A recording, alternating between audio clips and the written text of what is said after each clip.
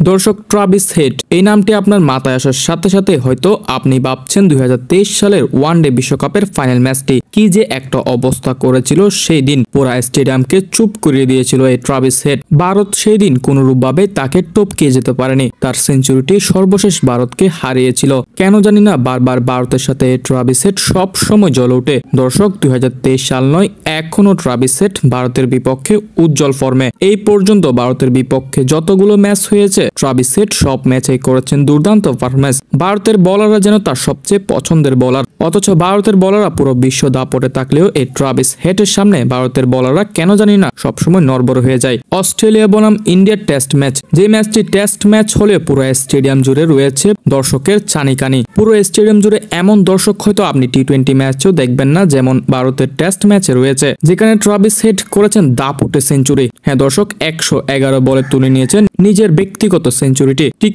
ওই সময়ে প্যাভিলিয়নে থাকা তার স্ত্রী সন্তান তাকে উৎসাহ প্রদান করছে এবং সর্বশেষ 140 রান করেন 141 বলে। অবশেষে মোহাম্মদ সিরাজ ট্রাভিস হেডের উইকেটটি তুলে নেয়। দর্শক, শুধু আজ নয়, এর আগেও টি-20 ওয়ার্ল্ড কাপ থেকে শুরু করে ওডে ওয়ার্ল্ড কাপ যতবারই ভারত অস্ট্রেলিয়ার বিপক্ষে মুখোমুখি হয় ঠিক ততবারই এই ট্রাভিস হেড জ্বলে ওঠে ভারতীয় বোলারদের বিপক্ষে। অথচ এই ভারতীয় বোলাররা বর্তমান সময়ে সবচেয়ে ভালো ফর্মে যাচ্ছে, দুর্দান্ত বোলিং করে প্রতিটা টিমের বিপক্ষে। কিন্তু কেন জানি না ট্রাভিস হেডের বিপক্ষে ভারতীয় বোলাররা বারবার নড়বড়ে পারফরমেন্স করে। দর্শক, আসলে কি ট্রাভিস হেড ভারতীয় বোলারদের জন্য সবচেয়ে বড় কঠিন প্রতিপক্ষ?